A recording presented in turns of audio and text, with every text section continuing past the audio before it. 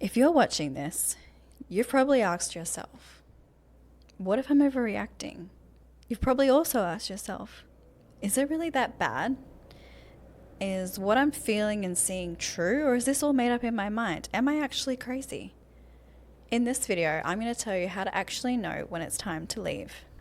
Don't mind me, I have my notebook here full of all the things that I want to discuss because I'm an ADHD girly and I tend to be off with the fairies. I'll say one thing and then I'm talking about a completely different topic. So to help me stay focused, I have my notes here of everything that I want to say to you guys to make sure I'm on track and giving you the most valuable information that I can. I feel like I always need to have a disclaimer. I'm not a professional. I'm not a psychologist. I'm not a psychiatrist. I don't have a degree that helps me diagnose somebody with narcissistic personality disorder. However, I have had experience with a narcissist, and I have also had the first-hand experience of having to escape one, which is now why I dedicate my platforms, my YouTube, my TikTok, my Instagram, my threads, all to helping women understand NPD, to heal from NPD abuse, and to rebuild their lives moving forward. So I want to tell you something up front. You're not crazy, you're not too sensitive, you're not silly for not seeing the signs, okay? If something feels off, it's usually because there is something off. Trust that intuition. Now, if you've come to my video to figure out how to know when it's the time to leave, just know that that indecision in itself is a trauma response. Your abuser has trained you to doubt your decision-making capabilities. So don't feel like you're broken because you can't decide whether or not you're trying to leave. That is a skill that they have broken down in you to make sure that you don't leave. By the end of this video, you're going to know the difference between whether things are a rough patch in a relationship or if this is a pattern of control and harm. Oh my God. Part 1, the 3 most common signs on, oh my God, why can I not say this? Part 1, the 3 most common signs that it's time to leave. First one being, you don't recognize yourself anymore. You don't recognize your personality. You feel like a shell of yourself. You feel like, I used to be confident. I used to be outgoing. I used to make so many friends so easily. And I used to try new things. I used to explore with my self-expression or even just your energy. You realize that your energy is not the same anymore. You're fatigued and you're lethargic and you're like down and you're just feeling exhausted and you're not doing anything that physical to be that exhausted. You just feel that energy change. Or if the best way I can probably put it is like you feel like your light has been dimmed. If you're shrinking, if you're silencing yourself, you're not expressing your opinions, you're not talking about your beliefs, you're not talking about your values, or you're feeling like you have to be quiet to keep the peace, or you feel like you're not allowed to share what's going on in your internal world, or like you're walking on eggshells and you might not even know what the eggshells are. It's like being in a relationship with a narcissist is like a minefield, and every single day you're waking up and you're like, okay, if I just stick down, if I don't stand out too much, if I don't behave, too out of line. Yesterday when I acted this way, he was good.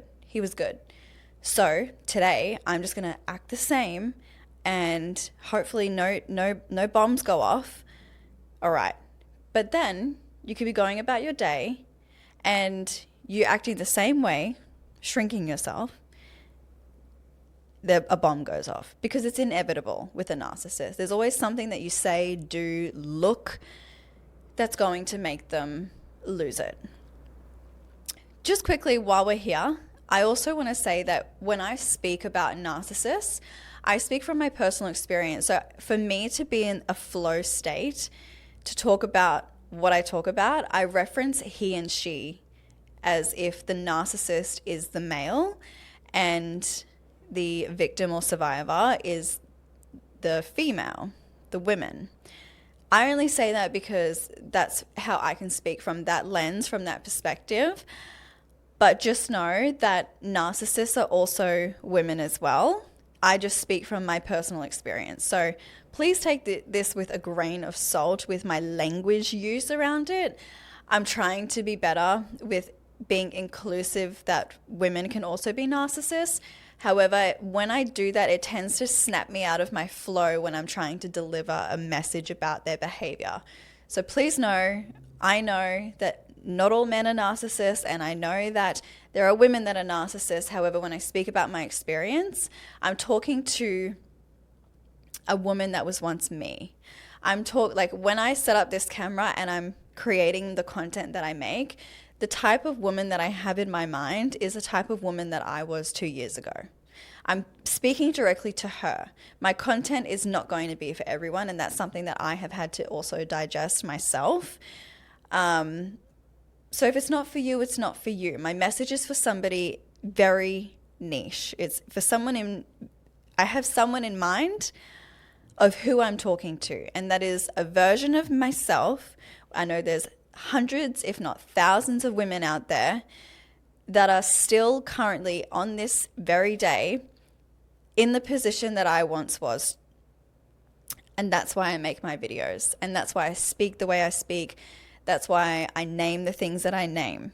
Okay? I just feel like I had to get that disclaimer out there. Anyway, back to you don't recognize yourself anymore. So you've adapted to survive, and you're not having any freedom to explore yourself, explore your interest, explore new hobbies, because you're adapting to survive. That is not love. That is survival. That is a sign that it's time to leave. Number 2 is you're the one doing all the work. Emotionally, mentally, logistically. These are things like no matter how much you're explaining how you feel or justifying your feelings to them or trying to explain how what they've done or said has upset you, and you're over explaining yourself and you're begging them for any sliver of empathy, that is a sign. If you're begging somebody for basic human empathy for why you're upset, why they've hurt you, why their actions have affected you, and you're just getting this stone cold person staring back at you, that is harmful. I know that for me personally, I was the one that was reading all the marriage books. I was reading everything about relationships. I was reading books about how to repair before it's fully broken. I was listening to podcasts. I was listening to men and women that have been divorced from their experience, and like what were the things that people could do to prevent that happening.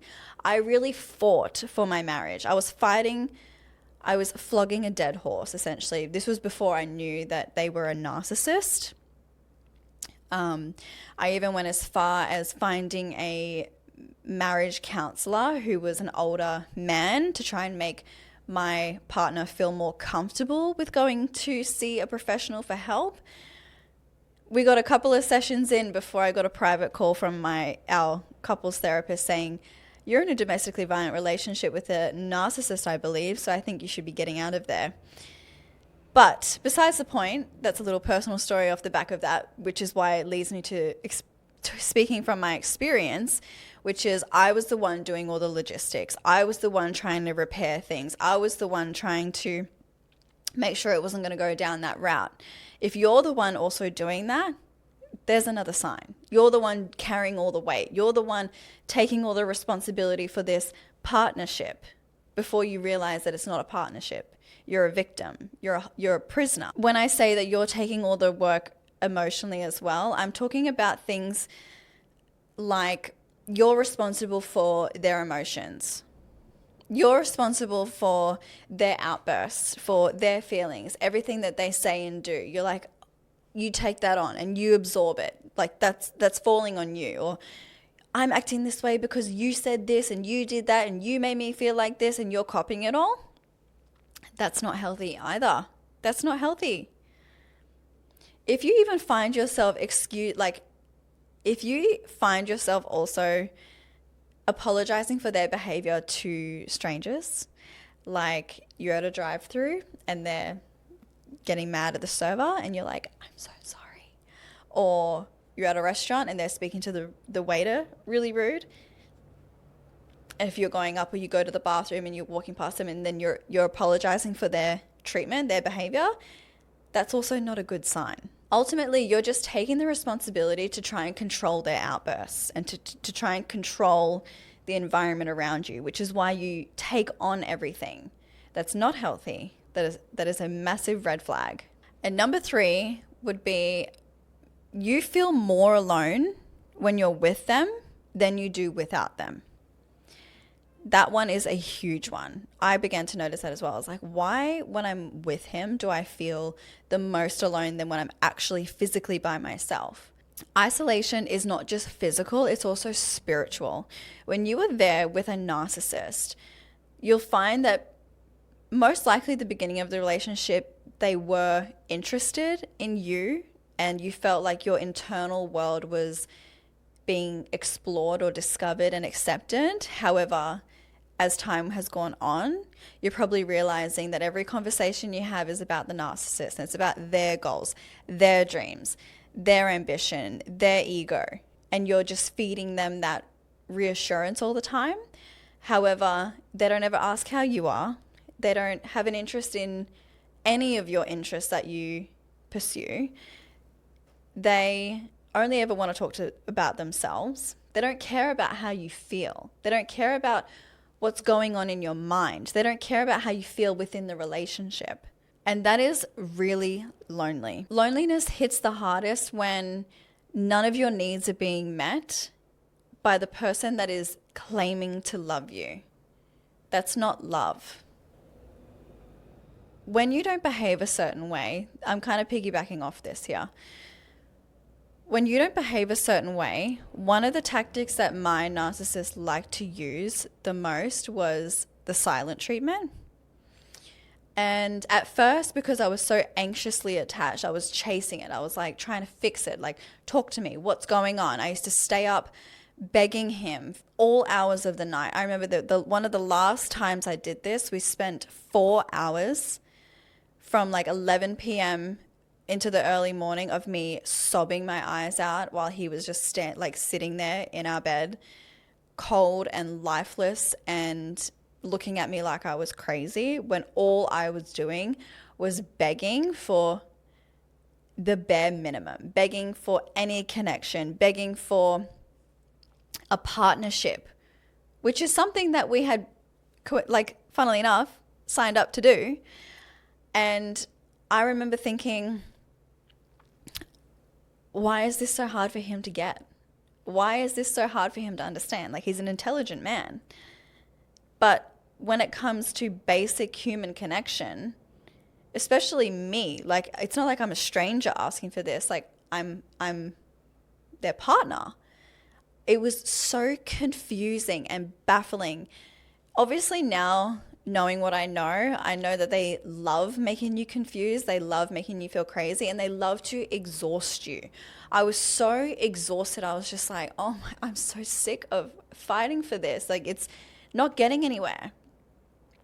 And I just felt so extremely lonely. And then when he would give me the silent treatment, I began to really switch. I went from chasing and being like needing that validation of talk to me, let's work this out, blah, blah, blah, blah, which never resulted in any accountability from them, obviously.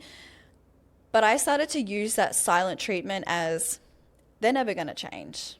They're never going to change. And I have explained this a million times in a million different ways that even a 4-year-old would understand this. And it's not getting through to a fully grown adult. I'm done explaining that. I started to use the silent treatment as a way to come back to myself. I stopped viewing it or accepting it as punishment, which is what they want from you. They want to make you feel like you're being punished by withdrawing from you. If you take your power back by using that time where they're not speaking to you to really sit with yourself and go, I'm actually not going to put up with this anymore. I'm not going to spend the rest of my life when something happens or I'm trying to get them to see their wrongdoing or apologize for what they've done to me, that I'm treated like this. There comes a point where you will switch. You will stop chasing that validation and you will treat the silent treatment that they give you as your opportunity for space, for mental clarity, to focus on yourself. I used to journal during that time, the heaviest. And I encourage you to do that. Take the time when they're giving you the silent treatment, look at it for what it is. Take a step back. Let the anxious wave ride, because they're going to come back. They always do. That's a part of their cycle. And really think about, is this what I want for the rest of my life? It shouldn't be that hard and it shouldn't be that hurtful. Now I view solitude as peace and not like being alone is a punishment at all. And that's what a narcissist will make you feel. They'll make you feel like you being shunned and pushed out, you've done the wrong thing, now deal with it. That's what they want. They want you to hurt. And that's what a narcissist does. Strategically, they do it on purpose. They know what they're doing to you. They know that they're hurting you and they don't care that they're hurting you. They like that they're hurting you. And this is something that not many people understand. I should re-clarify that. I'll say people that don't understand what narcissistic personality disorder actually is don't understand that a narcissist wants to hurt you. They're not somebody that's just doing shitty things and as a byproduct it's hurting you. No, they are actively doing tactics to hurt you on purpose. Which, did you know that that's how PTSD comes? For us survivors having to come to the realization and acceptance of not only did that person hurt me, they wanted to hurt me. That's two things. That is two large umbrellas of trauma that you need to unpack. The first one being that they hurt you in whatever ways that they did, most likely every way, physically, emotionally, psychologically, financially, spiritually, economically. Like they would have probably abused you in every single category that there is, because that's what narcissists do. Not only do you have to realize and accept that part of it, you also have to then realize and accept that they were doing it on purpose. Like that is crazy. That is crazy. It is next level. Like I can understand how it's different when I'm a hurt person and I'm not actively trying to hurt you, but maybe my behavior, like I do something that, and the trickle effect is it hurts you because of what I've done. I didn't mean to hurt you. I was just doing what I'm doing. And like I said, as a byproduct, it hurts you. But it's different when I am a hurt person. I have a disorder. Any type of happiness that you feel, I need to kill. I need to exploit that from you. So what I'm going to do is I'm going to say these things and crush down your confidence and make you feel as bad as I feel on the inside. But all the while, I'm going to make you think that I'm actually your best friend. I'm actually going to make you think that I love you. I'm going to say and do all the right things only to loop you back in. And then when you do something that upsets me, or you just exist, or you just have a good day, I'm going to ruin that. Because how dare you feel better than me? How dare you?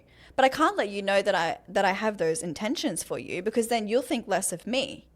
So I need to do it in a way that you're not going to be aware of it. I need to do it secretly. And I also need to do it in a way that other people can't see that I'm doing it to you. I need to do it so carefully and craft my abuse so that even if you decide to speak up about it, you're going to look crazy. Because on the outside, look what I've done for you. Look what I've given you. Look at the life you have on the outside, materialistically. It looks great, right? But on the inside and behind closed doors, this is actually how I'm making you feel on purpose. But if you confront me about it, I'm going to say you're crazy. I'm going to say you need help. I'm going to say that's not how that happened. I'm going to gaslight you. Does that sound familiar? There is no way I could speak the way I speak unless I have actually lived this. It blows me away that people don't believe what I've been through. But anyway, that's another part. That's still something that I'm having to accept, that not everyone's going to believe what I've been through. But I have the truth on my side, and I speak from experience, which I hope that by now comes across. I actually just wanted to quickly touch on gaslighting. Like I know I'm going a little off script. Don't yell at me. But I feel like it's valuable. I just spoke about gaslighting, and I've seen a lot of people online think that gaslighting is like lying, which it kind of is, but it's not really. Like gaslighting is like this. Let's say, what can I use? There's a water bottle over there. I'm not going to get up and move, but there's a water bottle over there, right? Actually, I'm going to get it. I'm going to get it.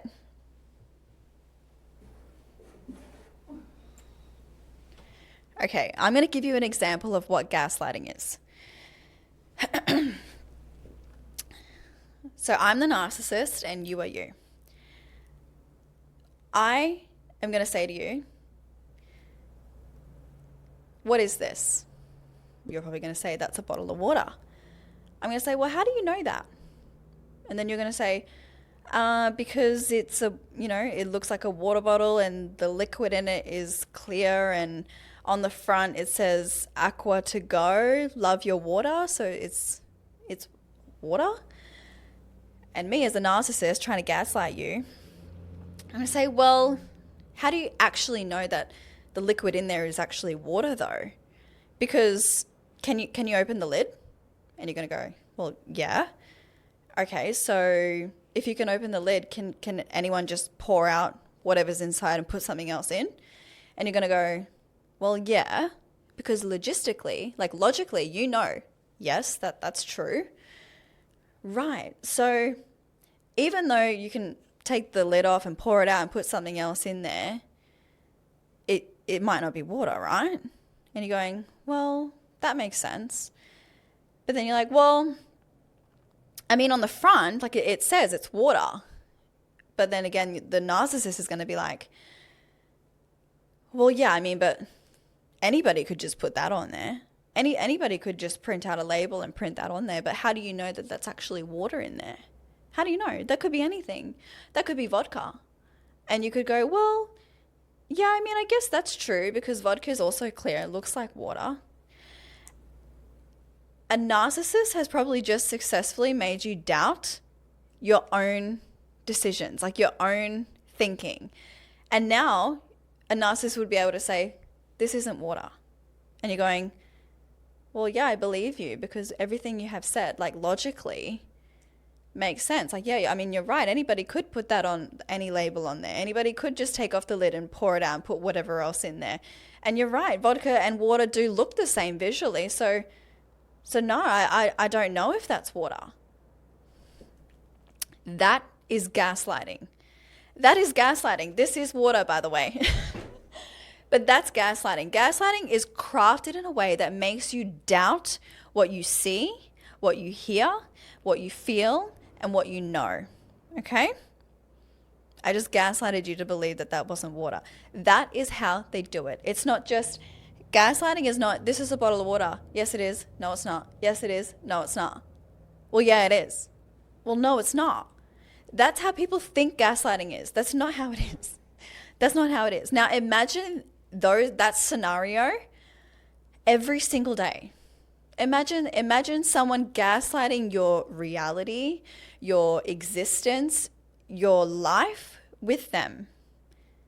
Can you see now how you get brainwashed into believing what the narcissist says?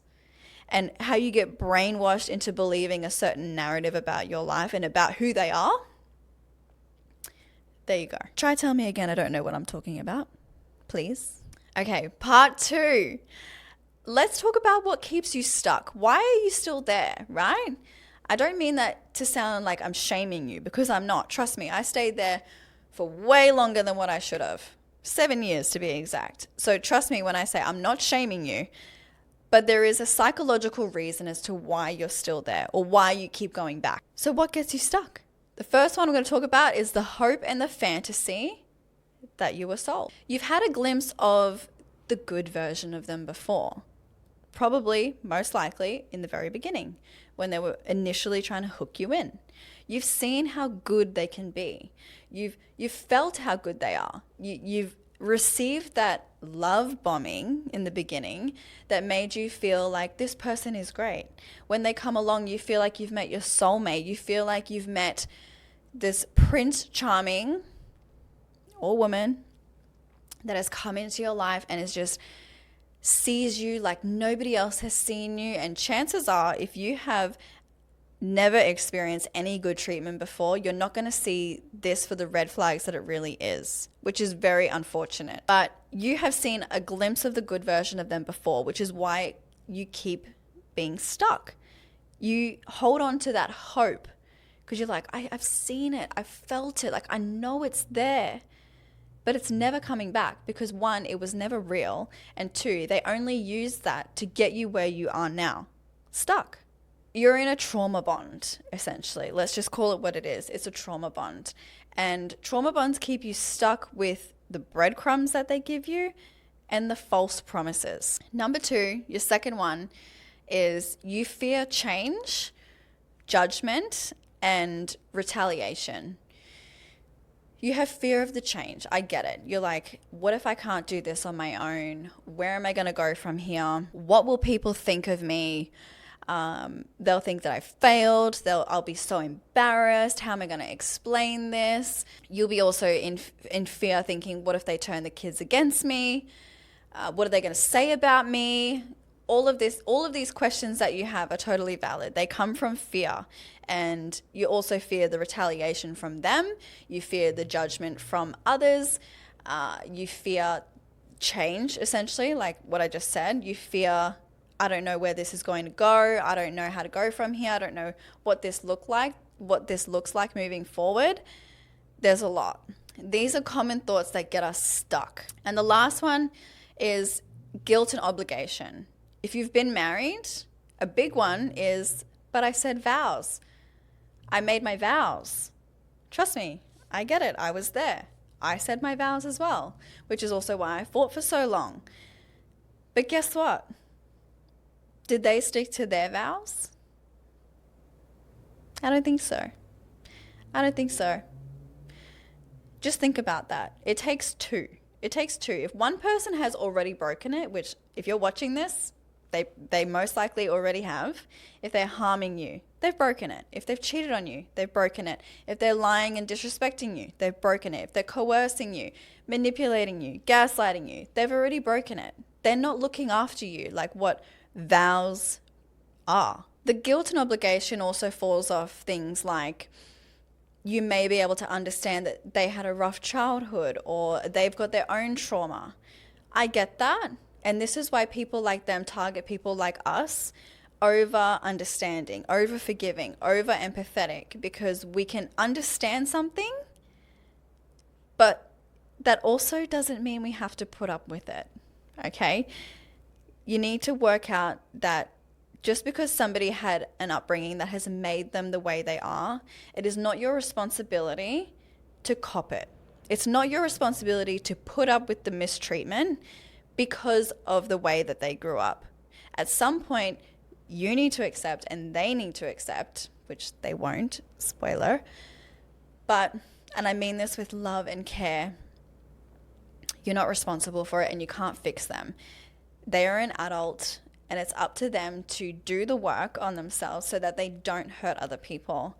But I'm here to tell you, if you're on my page and I'm talking about narcissists, real ones, not just people that we don't like or people that do the wrong thing here and there. I'm talking about real people with the real disorder. They're not ever going to change. They don't believe that they need to change. They actually don't see the harm in what they do. And even if they do, they don't care. You might even feel worried about, they say that you're the abusive one. That's a really common one. They like to make you believe that you're the abusive person, you're the toxic one. And that's not true. That's not true. Do you think a narcissist is sitting there watching this type of video? No, most likely not. It's always the people that feel stuck in these relationships because they're like, I want to leave, but I feel guilty for leaving, or I feel like I'm abandoning them because I know that they've got abandonment issues. These are all thoughts to try and keep you stuck. You can't listen to these thoughts. They're not going to help you. Part 3, this is about reclaiming your knowing. This is your intuition. This is your inner power. So the first thing, your body really does keep score.